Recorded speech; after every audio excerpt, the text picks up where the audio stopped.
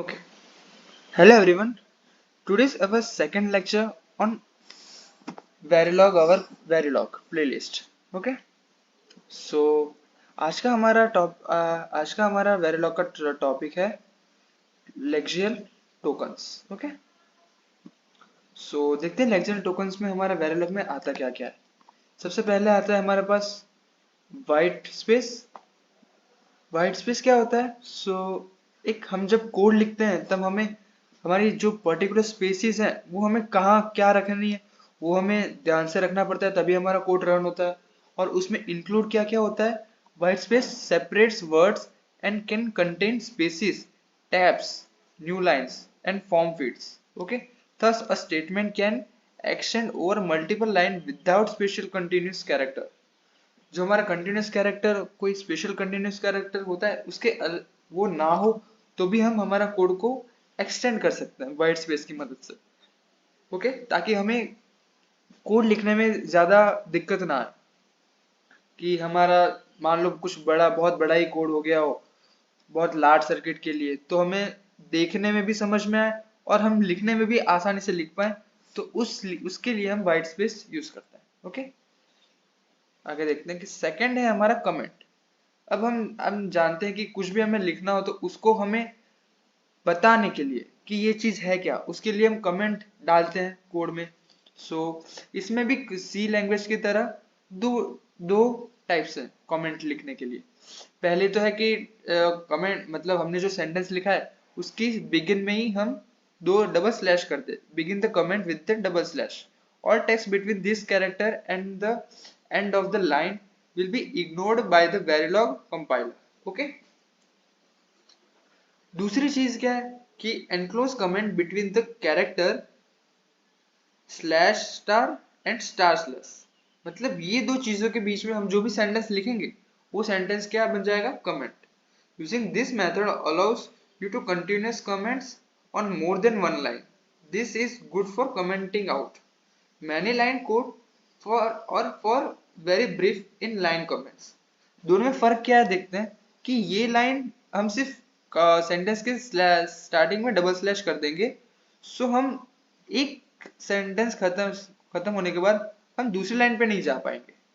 दूसरी लाइन पे जाने के लिए हमें वापस से कमेंट आउट करना पड़ेगा, दो कमेंट की स्लैश करनी पड़ेगी. लेकिन यहाँ पर इससे हम स्टार्ट करेंगे और फिर हम सेंटेंस लिखेंगे पूरा. देन दूसरी लाइन में भी हम चले जाएं तो भी कोई दिक्कत नहीं आएगी. फिर यहाँ जाके हमने स्टार्ट किया है कमेंट को और यहाँ जाके हम एंड कर सकते हैं उसको. ओके. सो ये फर्क है बेसिक. अब देखते हैं नंबर्स. नंबर्स क्या है कि number storage is defined as a number of bits but value can be specified in binary, octal, decimal और हेक्साडेसिमल. जो भी हम नंबर लिखते हैं वेरिलॉग में उसको हम रिप्रेजेंटेशन कैसे करेंगे? एग्जांपल हमने दिया है इधर कि 3-B001. इसका मतलब क्या होगा कि यहाँ पर जो B है वो B बाइनरी का B है. 3 है वो 3 बिट्स दिखा रहा है. मतलब यहाँ पर स्टोर कितने मतलब हम कितने बिट्स लिखते थे? 3 बिट्स. और जो हमारा मेन नंबर क्या होगा? ये 001 मीन्स 1. हमने डेसिमल 1 को 3 बिट में रिप्रेजेंट किया 001 करके इन बाइनरी फॉर्म. ओके. यहाँ पर हम देख सकते हैं कि 5-D30 मीन्स 5 क्या हो गया हमारे बिट्स नंबर, D क्या है? डेसिमल एंड 30 मतलब ये डेसिमल 30 है. इसको हमें बाइनरी में लिखना हो तो हम 5 बिट्स में लिख सकते हैं. ओके. ऐसा जैसे इक्वेशन हमने लिखा है 5-B111110. ओके. देन ये है कि H मीन्स हेक्साडेसिमल इन 16 बिट और ये हमारा है जो मेन नंबर होता है वो. ओके. इसके इक्विवेलेंट हम ये भी लिख सकते हैं डेसिमल में और बाइनरी में भी हम लिख सकते हैं जो कि बहुत लंबा आएगा. Okay.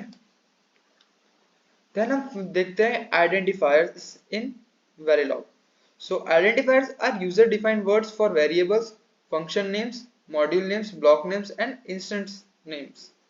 Identifier begins with a letter or underscore.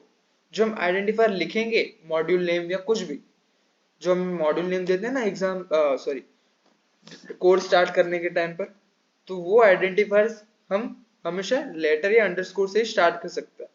अगर हमने उधर कोई नंबर लिख दिया, नंबर मार्क्स टू मार्क्स लिख दिया, सो वो नॉट वैलिड गिना जाएगा। हमें हमेशा आइडेंटिफायर या तो लेटर्स या तो हम अंडरस्कोर से ही स्टार्ट कर सकते हैं।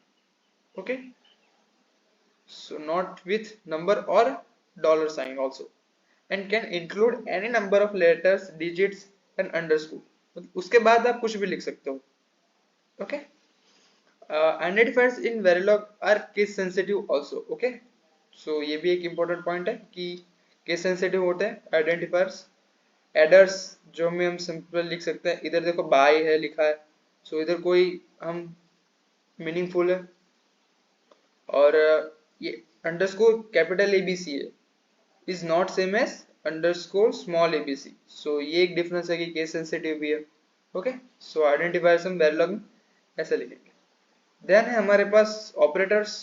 सो operators are 1, 2 and sometimes 3 characters used to perform operations on variables। मतलब हमारे पास जो अलग अलग वेरिएबल्स होते हैं, उसके बीच में हमें ऑपरेशंस करवाना हो, तो हमारे पास ऑपरेटर्स की यूज पड़ती है, यूज होता है, जो कि हम आगे देखेंगे कि ग्रेटर देन है, लेस देन है, plus minus, not, and, not, ये हमारा लॉजिक, ये नॉट हुआ, नॉट है, और, एंड, मल्टीपल। ओके, सो ये हमारे पास ऑपरेटर्स। देन है हमारे पास कीवर्ड्स। कीवर्ड्स क्या है कि वेरिलॉग में कीवर्ड्स कौन से आते हैं? There are words that have special meaning in Verilogs. Okay, जो कि हमें सिर्फ वेरिलॉग में देखने को मिलेंगे। Some example are assign, case, while, wire, register, REG जिसको बोलेंगे हम, एंड, और, नैंड, एंड मॉड्यूल, ये सब। ये सब के मीनिंग्स हम आगे देखेंगे, लेकिन ये हमारे पास some special keywords of Verilog जो कि हमें वेरिलॉग में देखने को मिलेंगे। Okay, they should not be used as a identifier. हम इस कीवर्ड्स को आइडेंटिफायर के तरीके से यूज नहीं कर सकते। ध्यान क्या है कि Verilog keywords also include compiler directivities and system task and functions also. Okay, वो इंक्लूड करेगा कंपाइलर डायरेक्टिविटीज को भी and system task and functions को भी। ओके, सो ये था हमारा lecture tokens of Verilogs, means जो हमारे मेन पॉइंट्स आते हैं वो। So thank you so much.